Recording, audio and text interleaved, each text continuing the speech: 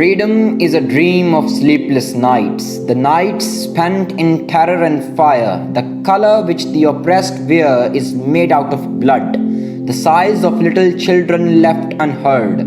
The queens who ruled their homes stagger in the remains of them, struggling to feed the little kid she carries. Very recently, the world maps forgot the presence of the undying story of the oppressed. Palestine completely removed from the world maps as Israel withdraws annexation of Palestine. Google removed the existence of a whole damn nation. Google is by far right spreading the silencing of the voice, and the CEO of Google hasn't come up with any explanation for this injustice. What once was the state of Palestine is now erased to recreate history, or we say it never popped up on the maps. Over past years, we have world's largest invasion of the people in the conflict of Israel and Palestine. What once was a country now looks like bits and pieces of bread, all thanks to the Jews. People lose their lands every single day, and UN sleeps like it always does.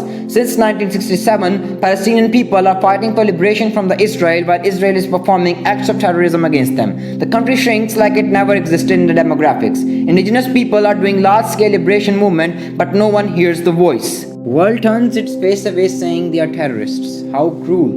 This is how UN partitioned mandatory Palestine into two independent states. And this is how it looks after 65 years of invasion.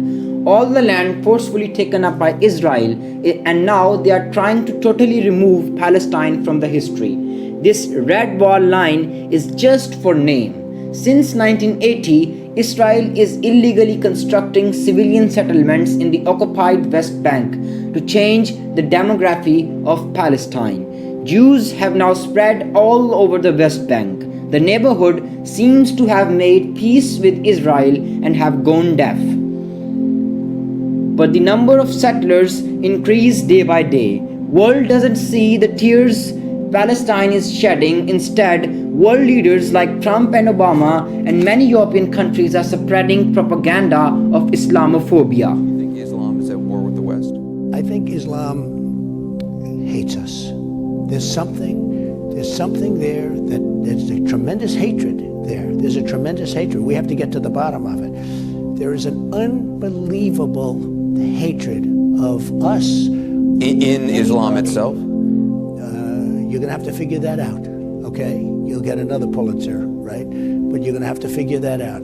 But there is a tremendous hatred, and we have to be very vigilant. We have to be very careful, and we can't allow people coming into this country who have this hatred of the United States. I guess the question is... And of people that are not Muslim. I guess the question is there a war between the West and radical Islam, or is there a war between the West and Islam itself? It's radical, but it's very hard to define. It's very hard to separate because you know. Just to impress Islamophobia, they came up with the term radical Islam, when they can't even define radical Islam. They try to create a hysteria that all freedom fighters whose children and women they frequently bomb are terrorists.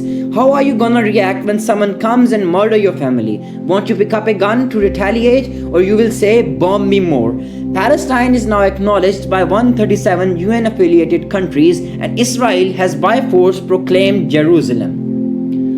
Israel's occupation of the Palestinian territories is the world's largest military occupation of modern times. The transfer of the occupying power to its civilian population is a war crime, and US seems to have agreed with Israeli settlements. It is by no doubt a risk to world peace and stability. Israel is playing its evil part well, and the West is busy in defaming Islam. For the shunned people who dream for liberation, this voice sings just fine.